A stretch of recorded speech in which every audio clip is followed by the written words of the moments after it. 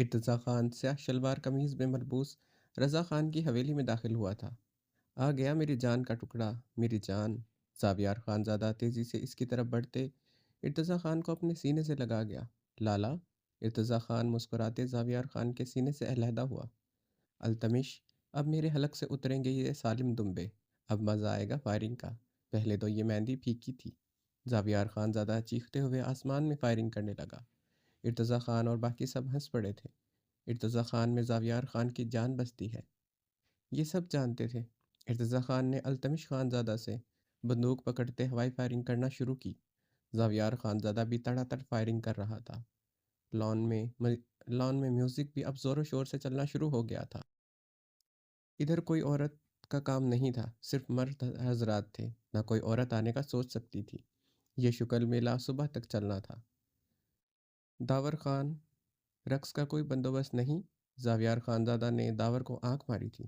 ہے میری جان، داور نے اونچی آواز میں کہا لگایا۔ وہاں کھڑے سارے دوستوں کے بلند و بانگ کہے گونجے تھے۔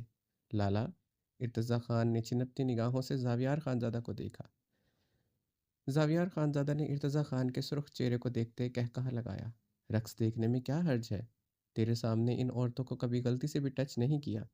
یہ تو شغل میلہ ہے، ذرا جی بہل جاتا ہے۔ زاویار خان زادہ نے ارتضیٰ خان کی گردن میں پیچھے سے اپنا بازو حمائل کرتے اسے اپنے ساتھ لگایا۔ لالا، دیکھنے کا گناہ اتنا ہی ہوتا ہے، کیا ضرورت تھی رقاصاؤں کو بلانے کی؟ ارتضیٰ خان کے چہرے پر ناگواری چھائی تھی۔ میں نے نہیں بلایا، داور خان نے بلایا ہے۔ تمہیں نہیں پسند تو میں نظر اٹھا کر نہیں دیکھوں گا، بلکہ ابھی چلا جاؤں گا یہاں سے۔ زاویار خان زادہ کی بات پر ارتضیٰ خان ہنس پڑا تھا۔ لالا، میری ہر بات آپ مانتے ہیں، مگر اپنے جابرانہ فیصلوں سے پیچھے کیوں نہیں ہٹتے؟ ارتضیٰ خان نے سنجیدگی سے دیکھتے سوال داغا تھا۔ تمہارے نزدیک یہ جابرانہ فیصلے ہیں، میرے نزدیک ان سانپوں کا سر کچلنا جو ہمارے آگے سر اٹھاتے ہیں، ان کے ڈسنے سے پہلے ہی ان کو مار دیتا ہوں۔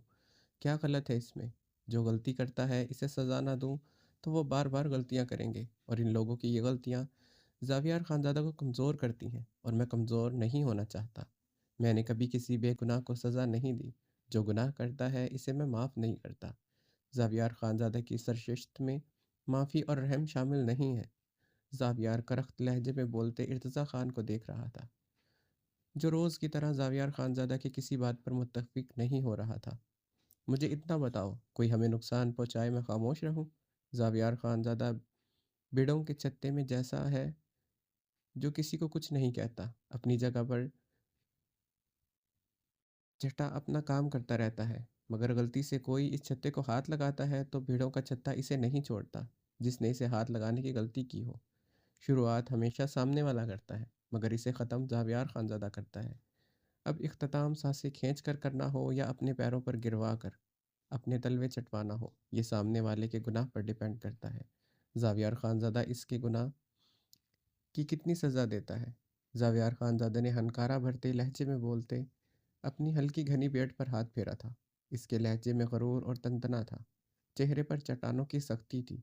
ارتضیٰ خان زاویار کی باتوں پر لب پیچھے رخ پھیر گیا تھا۔ التمش، زاویار خان زادہ نے ارتضیٰ کی چوڑی پشت کو دیکھتے التمش کو اونچی آواز میں پکارا۔ جی خان۔ وہ تیزی سے زاویار خان زادہ کی طرف بڑھا۔ چلو ہم یہاں نہیں ٹھہریں گے۔ زاویار خان زادہ ارتضیٰ خان کی پشت کو دیکھتے لمبے لمبے ڈاگ بھرتا چلا گیا۔ جی خان، جیسا آپ کہیں۔ التمش خان زادہ سنجیدگی سے بولتے زاویار خان زادہ کے پیچھے بڑھ گیا۔ ارتضیٰ خان اپنی پسٹل پکڑے اپنی دوستوں کے ساتھ سنجیدگی سے کھڑا تھا۔ فائرنگ کرنے کا اسے کوئی شوق نہ تھا۔ زاویار خان زادہ کے جانے کے بعد اس کا موڈ کافی خراب ہو گیا تھا۔ وہ کھانا کھائے بغیر ہی چلا گیا تھا۔ ایک طرف اب رقاصاؤں کا رقص چل رہا تھا، سب مرد حضرات ان رقاصاؤں کے گرد جھمکٹا بنائے کھڑے تھے۔ ارتضیٰ خان نے بھی کچھ نہیں کھایا تھا۔ وہ جانتا تھا زاویار خان زادہ کو وہ اب کل تک کچھ نہیں کھائے گا۔ اس کے معاملے میں وہ ایسا ہی تھا، وہ بھی تو ایسا ہی تھا۔ جب تک وہ کھانا نہ کھا لیتا وہ بھی نہیں کھا سکتا تھا۔ وہ جبڑے بھیچے کھڑا تھا۔ ارتضیٰ خان کے وجود میں غصے کے شعلے دہک رہے تھے۔ ایک غصہ تھا جس پر وہ قابو نہ رکھ سکتا تھا، مگر اس غصے میں وہ اپنا نقصان کرتا تھا، کسی دوسرے کا نہ کرتا تھا۔ وہ اپنے دوستوں کے درمیان کھڑا تھا کہ آذان ملک کو لان میں انٹر ہوتے دیکھ وہ چونکا تھا۔ ارتضیٰ خان کی رنگت پہلے سے زیادہ سرخ ہوئی تھی۔ وہ اور اذان ملک انٹرمیڈیٹ تک ایک ہی کالج میں پڑھتے تھے، اب آرمی کالج میں بھی اکٹھے تھے، مگر وہ دونوں ایک دوسرے کے جانی دشمن تھے۔ کتنی بار کار ریسنگ میں ایک دوسرے کی گاڑیوں کا حشر بگاڑ چکے تھے۔ ارتضیٰ خان دہکتی نگاہوں سے اذان ملک کو دیکھ رہا تھا، جو سفید شلوار قمیض میں ملبوس پسٹل ہاتھ میں پکڑے ساتھ داور خان کے چھوٹے بھائی الماس خان کے ساتھ ہنستے ہوئے باتیں کر رہا تھا۔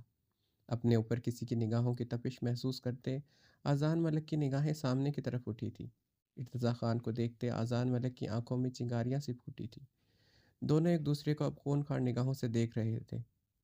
اذان ملک نے ارتضیٰ خان کو دیکھتے انگلی اوپر اٹھاتے نازیبا اشارہ کرتے اپنے ہاتھ میں پکڑی پسٹل سے آسمان میں فائر کیا۔ ارتضیٰ خان کی رنگت پہلے سے زیادہ سرخ ہوئی تھی۔ اذان ملک ارتضیٰ خان کی رنگت دیکھتے ہنستے ہوئے ہوائی فائرنگ کرنے لگا۔ ارتضیٰ خان لب کھینچے تیزی سے حویلی کے پچھلے لان کی طرف بڑھا۔ الماس خان ارتضیٰ کو اتنے غصے میں دیکھ کر حیران ہوتے اس کی طرف تیزی سے بڑھا۔ ارتضیٰ خان الماس خان کو اپنی پیچھے آتے دیکھ غصے سے پیچھے لان میں بنی سیڑھیوں کی طرف تیزی سے بڑھتا حویلی کی چھت کی طرف بڑھ گیا تھا۔ کیا ہوا ہے ارتضیٰ؟ الماس اس کے پیچھے آتا چیخا تھا۔ کچھ نہیں ہوا، جاؤ تم باتیں کرو میرے دشمن سے، اسے گلے لگاؤ۔ ارتضیٰ خان غصے سے جواباً گرجا تھا۔ دشمن؟ کون دشمن؟ الماس حیران ہوا تھا۔ اب وہ دونوں حویلی کی سب سے اونچی چھت پر تھے۔ ارد گرد پہاڑوں پر گھروں کی چمکتی روشنیاں دکھائی دے رہی تھی۔ ستمبر اینڈ ہونے والا تھا، سردی کا آغاز شروع ہو چکا تھا، راتیں کافی ٹھنڈی تھی۔ اس وقت اتنی اونچائی پر وہ کھڑے ٹھنڈی ہواؤں سے دونوں کے چہرے سرخ ہو چکے تھے۔ اذان ملک سب سے بڑا دشمن ہے میرا۔ ارتضیٰ خان چھت پر ریلنگ پر اپنے دونوں بازو ٹکائے نیچے لان میں کھڑے اذان ملک کو گھورتے بولا۔ اذان ملک؟ الماس خان حیرانگی سے بولتا ارتضیٰ خان کے ساتھ کھڑے ریلنگ پر اپنے دونوں بازو جما گیا تھا۔ اب دونوں اذان ملک پر نگاہیں جمائے ہوئے تھے، جو ہنستے ہوئے فائرنگ کر رہا تھا۔ ہاں اذان ملک، جی کر رہا ہے اپنی پسٹل کی ساری گولیاں اس کے سینے میں اتار دوں۔ ارتضیٰ خان نے اپنی پسٹل اذان ملک پر غصے سے تانی تھی۔ تو اتار دو، روکا کس نے ہے؟ الماس خان نے ارتضیٰ خان کو آنکھ ماری تھی۔ مشکل تو یہی ہے ارتضیٰ خان، سب کچھ کر سکتا ہے، کسی کی جان نہیں لے سکتا۔ ارتضیٰ خان نے اذان ملک کو خون خوار نگاہوں سے دیکھتے جواباً کہا تھا۔ ارتضیٰ خان کچھ نہیں کر سکتا، وہ جان لینا تو دور کی بات، کسی کے ساتھ غلط بھی نہیں کر سکتا۔ الماس خان ارتضیٰ خان کو دیکھتے مسکراتے ہوئے سرنپی میں ہلا گیا تھا۔ ارتضیٰ خان نے جبڑے بھینچے اذان ملک کو غصے سے سلگتی نگاہوں سے دیکھتے اپنے ہاتھ میں پکڑی پسٹل سے یکے بعد دیگرے کئی فائر کیے۔ وہ اپنی نگاہیں اذان ملک پر جمائے ہوئے تھا، ہاتھ میں پکڑی پسٹل سے وہ مسلسل فائر کر رہا تھا۔ یکدم اذان ملک اپنے سینے پر ہاتھ رکھتے زمین پر گر چکا تھا۔ لان میں زوردار میوزک اور رقاصاؤں کا رقص چل رہا تھا۔ اذان ملک کو زمین پر خون میں لت پت دیکھتے ارتضیٰ خان بدحواس ہوتے بے یقین ہوا۔ اس وقت ایک وہی فائر کر رہا تھا، اس کی گولی اذان ملک کو لگ چکی تھی۔ ارتضیٰ، یہ کیا کیا تو نے؟ الماس خان گرجا تھا۔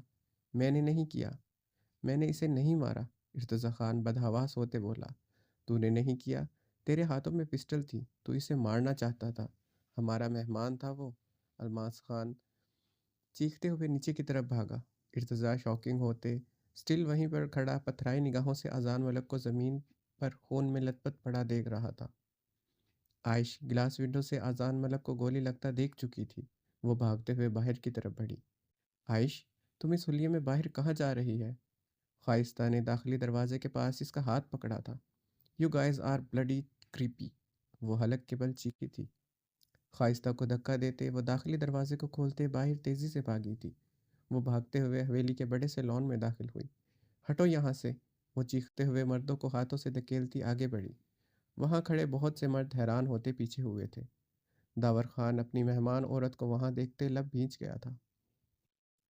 داور خان کے اشارے سے میوزک بند ہو چکا تھا، رقاصائیں رقص روک چکی تھی۔ وہ کھلے بالوں کے ساتھ بغیر دوپٹے کے گرین کلر کے ہیوی کامدار فراک میں ملبوس تھی، جس میں اس کے خوبصورت جسم کا انگ انگ واضح ہو رہا تھا۔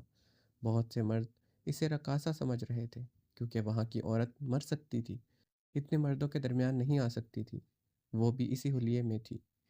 یہ تو کبھی نہیں ہو سکتا تھا۔ مرد اتنی خوبصورت رقاصہ کو دیکھتے حیران تھے۔ کچھ مرد بیتاب ہو کر اس کی طرف بڑھے تھے۔ رک جاؤ، مہمان ہے ہماری، داور خان پسٹل سے ہوا میں فائر کرتے چیخا۔ آگے بڑھتے مرد جلدی سے پیچھے ہوئے۔ عائش سب کو بھیگی نگاہوں سے دیکھتے سر ڈفی میں ہلاتے بھاگتے ہوئے اذان ملک کی طرف بڑھی۔ مصطفیٰ ملک اور رضا خان عائش کو دیکھتے پریشان ہوئے تھے۔ مصطفیٰ، تمہاری بیٹی ادھر مردوں کے بیچ کیا کر رہا ہے؟ رضا خان ناگواری سے بولا تھا۔ مصطفیٰ پریشانی سے عائش کی طرف بڑھا۔ پاپا، اذان کو گولی لگی ہے۔ عائش مصطفیٰ ملک کی طرف بڑھتے گہرے سانس لیتے روتے ہوئے چیخی تھی۔ کیا؟ مصطفیٰ ملک کے ہاتھوں سے ڈرنک کا گلاس چھوٹا تھا۔ عائش روتے ہوئے باقی مردوں کو ہاتھوں سے پیچھے دھکیلنے لگی۔ وہ ان مردوں کے جتھے کو چیرتی ہوئی اذان کی طرف بڑھ رہی تھی، جو لان میں خون میں لت پت پڑا تھا۔ کسی کو خبر ہی نہ تھی۔ وہ جھمکٹا چیرتے روتے ہوئے تیزی سے بھاگتے آگے بڑھی تھی۔ رضا خان، مصطفیٰ ملک، داور خان بھی تیزی سے اذان ملک کی طرف بڑھے۔ اذان! عائش دل پر ہاتھ رکھے چیخی تھی۔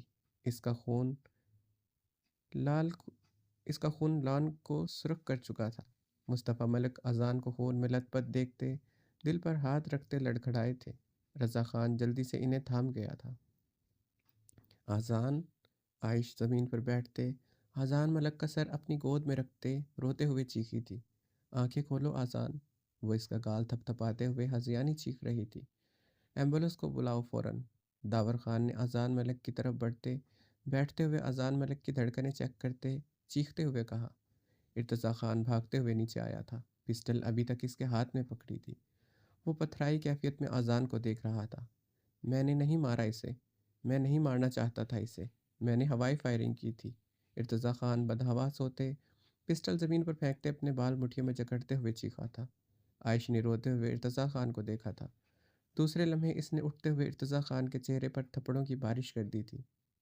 You killed my brother, you bloody rascal! Khan!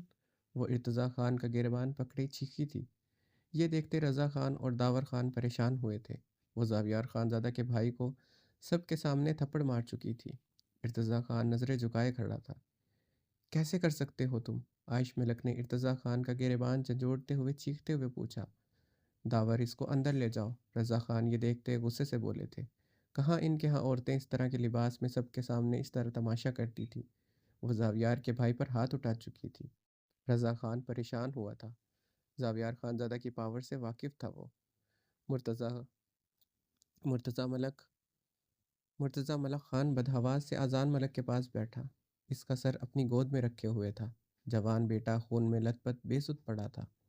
میں اندر نہیں جاؤں گی، میں اس درندے کی جان لے کر رہوں گی۔ عائش زمین سے پسٹل اٹھائے ارتضیٰ خان پر تان چکی تھی۔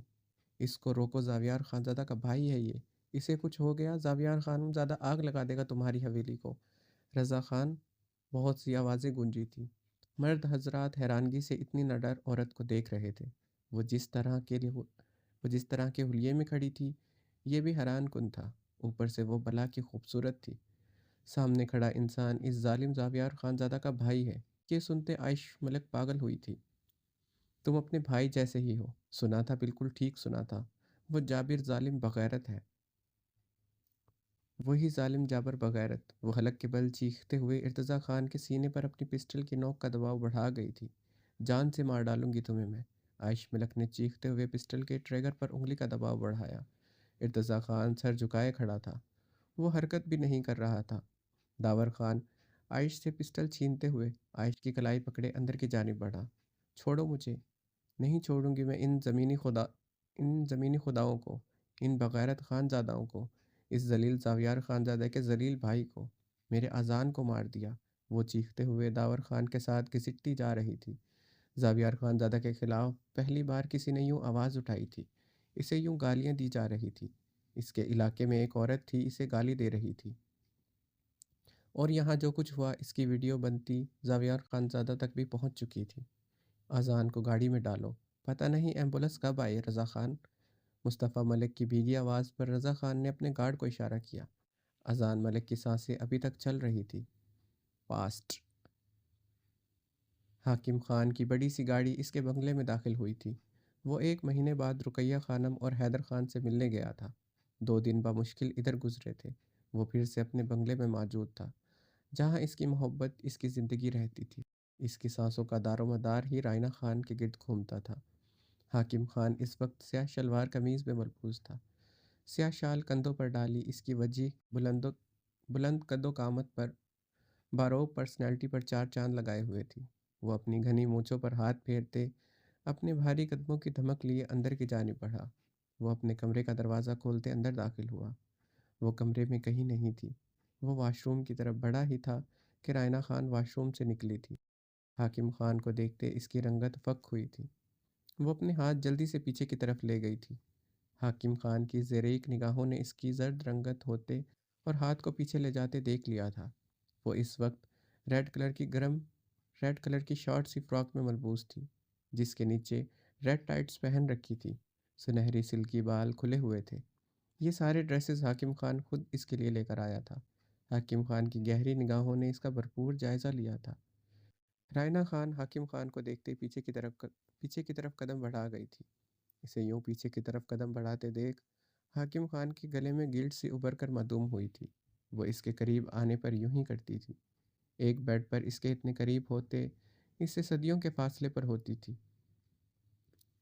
حاکم خان اپنے جوان جذبوں کے تقاضوں سے مجبور ہوتے اس کے قریب جاتا تو وہ برف کی سل بنی رہتی تھی۔ رات بھر اسے اپنی قربت میں رکھتے اپنے سلگتے لبوں سے گرمائش پہنچانے کی وہ پوری کوشش کرتا تھا، مگر وہ بیڈ شیٹ مٹھیوں میں جکڑے آنکھیں موندے رہتی تھی۔ حاکم خان اس کی طرف بڑھتے اسے کمر سے جکڑتے اپنے قریب کر گیا۔ وہ حاکم خان کے چوڑے سینے میں آن سمائی تھی۔ حاکم خان اس کے نازک وجود کو اپنے سینے میں بیچے آنکھیں موند گیا تھا۔ عشق ہو تم میرا رائنا، میری چلتی سانسوں کی ضمانت۔ اب تو صرف میری سانسوں کو صرف تمہاری خوشبو بھاتی ہے، تمہاری قربت، تمہارا یہ خوبصورت بدن اس حاکم خان کو زیر کر چکا ہے۔ سکون ہو تم میرا، میرا عشق، میری خماری۔ وہ اسے اپنے سینے میں بیچے گمبھیر آواز میں بولتے اس کا سانس نرمی سے تھامے، اس کے لبوں پر چکے اس کی سانسیں چرا گیا تھا۔ رائنا خان اب دونوں ہاتھ ابھی تک اپنی کمر پر باندھے ہوئے تھی۔ حاکم خان اس کا چہرہ تھامے اس کی سانسوں کو گھٹتے اسی لمحے اس کی سانسوں کو آزاد کر گیا، مگر وہ ابھی تک اس کا چہرہ تھامے ہوئے تھا۔ حاکم خان کے سرد سرخ آنکھیں رائنا کی ہیزل گرے آنکھوں پر گڑی تھی۔ حاکم خان کی آنکھوں میں سرخی کی رمق دیکھتے رائنا خان گھبراتے ہوئے اپنی نگاہیں چکا گئی تھی۔ حاکم خان نے ایک ہاتھ سے اس کے نازک کمر کو بے دردی سے مٹھی میں بھرا۔ رائنا خان کے لبوں سے سسکاری بلند ہوئی تھی، مگر وہ سختی سے اپنے دونوں ہاتھ پیچھے باندھے ہوئے تھی۔ حاکم خان اسے خون آلود نگاہوں سے گھورتے ایک ہاتھ اس کی کمر پر بندھے ہاتھ سے کھولتے، اس کا ہاتھ سختی سے دباتے اس کی بند مٹھی کو جکڑے اپنے سامنے کر گیا۔ رائنا خان نے گہرا سانس لیتے حاکم خان کی سرد سرخ آنکھوں میں دیکھا تھا۔ حاکم خان اسے قہر بار نگاہوں سے گھورتے ہوئے اس کی بند مٹھی والی کلائی بے دردی سے مروڑی تو رائنا سسکاری بھرتے اپنی مٹھی کھول چکی تھی۔ رائنا خان کی آنکھوں کا گلابی پن گہرا ہوا تھا، لبوں پر سسکاریاں بلند ہوئی تھی۔ وہ بنا خوف و خطر حاکم خان کو دیکھ رہی تھی۔ حاکم خان سگریٹ کا ٹکڑا اس کی ہتھیلی سے اٹھائے اسے خون آشام نگاہوں سے دیکھتے اس کا جبڑا بے دردی سے دبوچ گیا۔ آنکھیں نیچی کرو، ورنہ میرا ہاتھ تمہارے جبڑے سے نہیں تمہاری گردن کو دبوچ ڈالے گا۔ حاکم خان اسے دیکھتے غرایا تھا۔ رائنا خان کی آنکھوں میں نفرت اور بغاوت دیکھتے وہ پاگل ہوا تھا۔ آنکھیں نیچے کرو۔ حاکم خان اس کا جبڑا اپنی گرفت سے آزاد کرتے حاکم خان اس کا جبڑا اپنی گرفت سخت کرتے دھاڑا۔ رائنا خان درد سے کراہتے آنکھیں جھکا گئی تھی۔ کیوں پیا؟ کیوں ہاتھ لگایا اس کو؟ اور کب سے کر رہی ہو یہ سب؟ حاکم خان اس کی آنکھوں سے موتی گرتے دیکھ جبڑے بھیجتے اپنی گرفت ڈھیلی کی تھی۔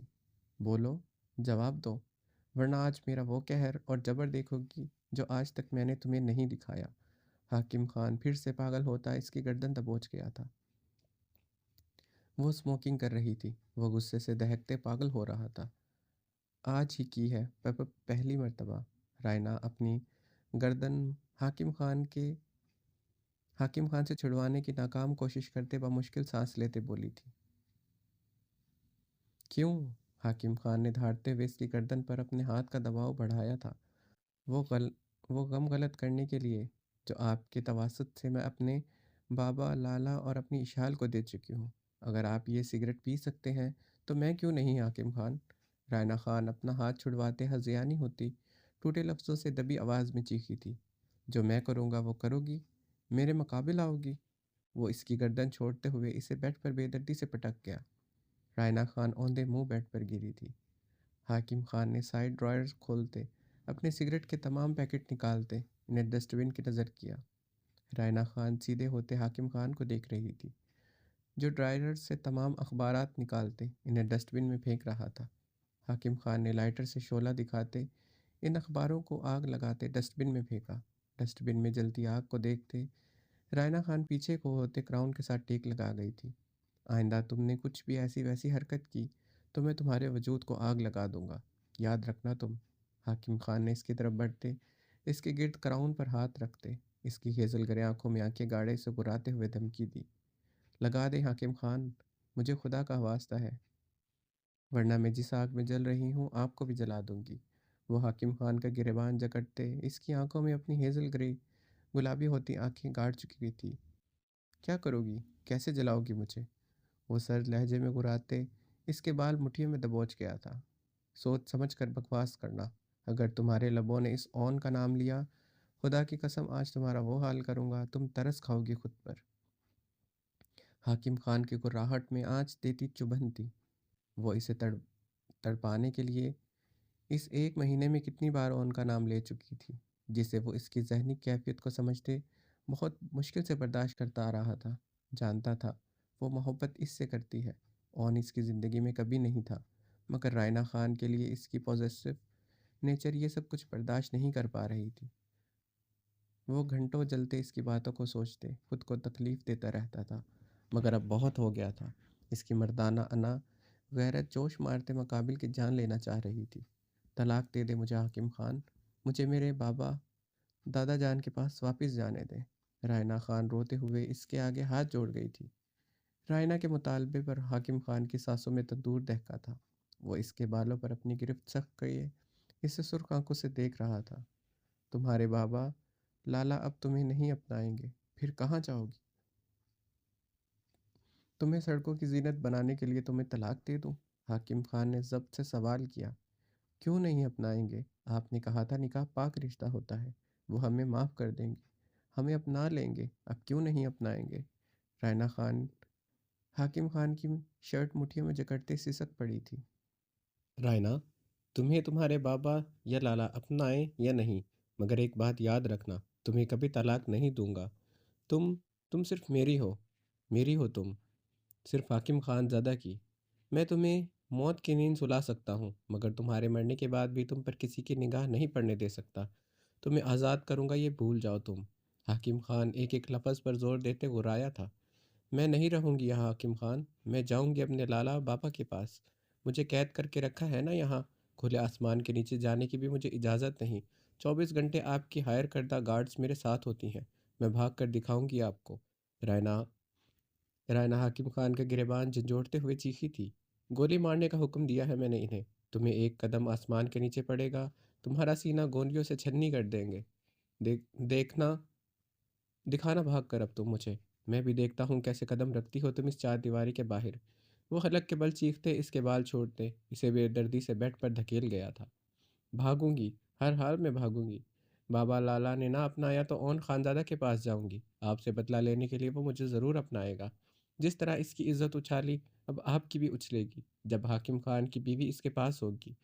رائنا اوندھے منہ گرتی پاگلوں کی طرح سسک رہی تھی۔ حاکم خان اس کے لبوں سے اون خانزادہ کا نام سنتے پاگل ہوتے، اس کی طرف بڑھتے اس کی فراک کو پیچھے سے چوک کرتے، اس پر مکمل حاوی ہوتا اسے جکڑ گیا تھا۔ رائنا خان اس کی گرفت میں پھڑ پھڑا کر رہ گئی تھی۔ وہ اسے ہر پردے سے آزاد کرتے، اس کے منہ پر اپنا ہاتھ سختی سے جمائے، اس کی پچھلی گردن پر جھکتے اپنا وحشی پن دکھاتے، اسے مکمل بے بس کرتے۔ اسے اپنے قابو میں کر چکا تھا۔ رائنا خان کی اب دبی دبی سسکیاں گونج رہی تھی، وہ اس پر اپنا جنون اتار رہا تھا۔ رائنا خان کو سیدھا کرتے اس کے لبوں کو وہ اپنے جنون خیزیوں سے مسل رہا تھا۔ وہ اس کے لبوں کو سزا دیتے پیچھے ہوا۔ رائنا خان رخ پلٹے اپنے برہنہ وجود پر کمبل لپیٹ گئی۔ حاکم خان سگریٹ کے گہرے کش لیتا اپنی سرخ آنکھوں سے اپنے پہلو میں لیٹی رائنا خان کی برہنہ کمر پر گاڑے ہوئے تھا۔ رائنا خان نے اٹھتے اپنی فراک نیچے سے اٹھا کر پہننا چاہی، وہ اسے بازوؤں سے جکڑے بیڈ پر پٹک چکا تھا۔ یہیں پر رہو گی تم ایسے ہی؟ حاکم خان غصے سے دھاڑا تھا۔ رائنا خان خاموشی سے لیٹے رخ موڑ کر خود پر اچھی طرح کمبل لپیٹ گئی تھی۔ وہ پچھلے کئی گھنٹوں سے اسے ایسے ہی محصور کیے ہوئے تھا۔ اس نے 2 3 مرتبہ اٹھنے کی اور اپنے وجود کو ڈھانپنے کی کوشش کی۔ حاکم خان اسے ایسے ہی بے دردی سے بیڈ پر پٹک دیتا تھا۔ چاہ کر بھی حاکم خان اس کے اندر اس کے نازک وجود کے لیے غصہ اور آگ کم نہیں ہو رہا تھا۔ حاکم خان نے بیڈ کراؤن کے ساتھ ٹیک لگائے، آنکھیں موندے، سگریٹ لبوں میں دبایا۔ اس نے کبھی اتنا سگریٹ نہیں پیا تھا، مگر جب سے عشق کا زخم کھایا تھا وہ چین سموکر بن گیا تھا۔ نہیں برداشت کر سکتا تھا وہ اپنی عورت کے لبوں سے کسی غیر مرد کا نام، اپنی رائنا کے لبوں سے اس اون کا نام بھی۔ وہ بار بار اس کے پاس جانے کا ذکر کرتی، اس کی غیرت کو للکارتے اسے تڑپا کر رکھ دیتی تھی۔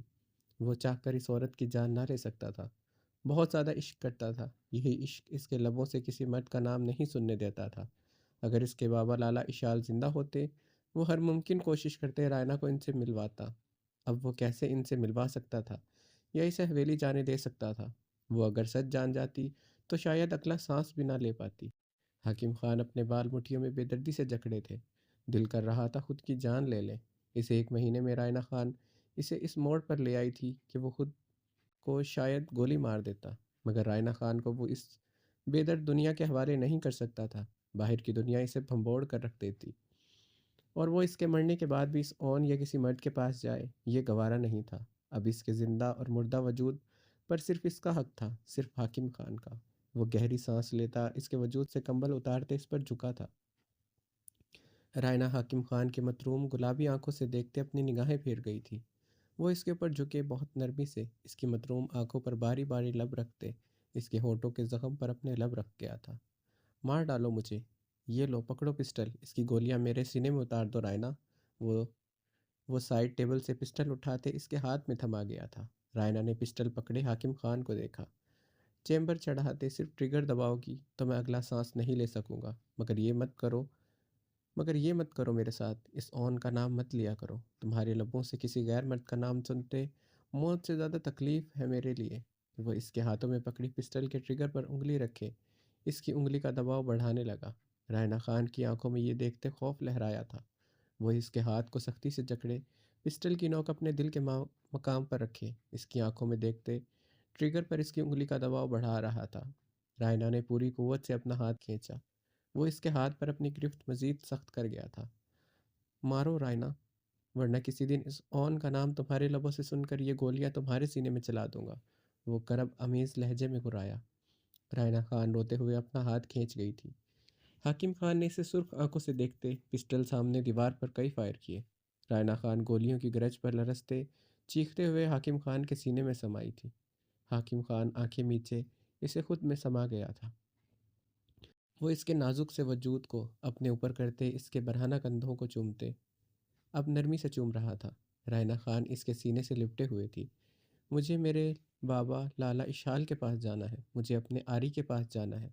لالا اشال روز مجھے خواب میں روتے ہوئے ملتے ہیں، 1 مرتبہ ملوا دیں، میں وعدہ کرتی ہوں میں کبھی ضد نہیں کروں گی۔ رائنا خان نے روتے ہوئے حاکم خان کی آنکھوں میں دیکھتے التجا کی۔ حاکم خان نے لب بھیجتے اسے دیکھتے اپنی پیشانی مسلی تھی۔ ملوائیں گے نا؟ رائنا نے حاکم خان کے سینڈو جکڑتے سسکی لیتے پوچھا تھا۔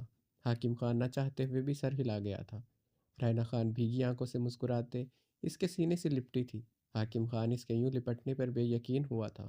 وہ جلدی سے اسے سینے میں بھینچے، رخ پلٹتے اس کے چہرے پر جھکے اس کے آنسوؤں کو اپنے حلق میں اتارنے لگا۔ وہ دیوانہ وار اس کے ایک ایک نقش کو اپنے لبوں سے چھوتے اس کے بدن کے ہر حصے پر جنونی سوغاتوں کی مہر لگانے لگا۔ رائنا خان بیڈ شیٹ مٹھیوں میں جکڑ گئی تھی۔ وہ مر کر بھی حاکم خان کو معاف نہیں کر سکتی تھی، جس نے اس سے بدلے کی خاطر نکاح کیا تھا، جس کا بیٹا اور بیوی تھے۔ وہ بڑے دھڑلے سے 2 دن ان لوگوں کے پاس گزار کر آیا تھا، جس نے اس کے سچے معصوم عشق سے بے وفائی کی تھی۔ یہ سب کچھ ہونے کے بعد وہ کیسے اس ظالم مرد کو معاف کر سکتی تھی؟ وہ چیخیں، وہ ذلت اسے سونے نہیں دیتی تھی، اسے سکون نہیں لینے دیتی تھی۔ وہ تو مر چکی تھی، کب سے مر چکی تھی۔ اب اسے اپنے بابا، دادا جان اور اشال کے قدموں میں گر کے معافی مانگنی تھی۔ اس حاکم خان سے چھٹکارا ہر حال میں اسے چاہیے ہی تھا۔ اسے یقین تھا فارس خان، کبیر خان اس کی فریاد ضرور سنیں گے۔ اسے ایک بار اس حویلی سے نکلنا تھا۔ فارس خان کی پاور بھی کم نہ تھی۔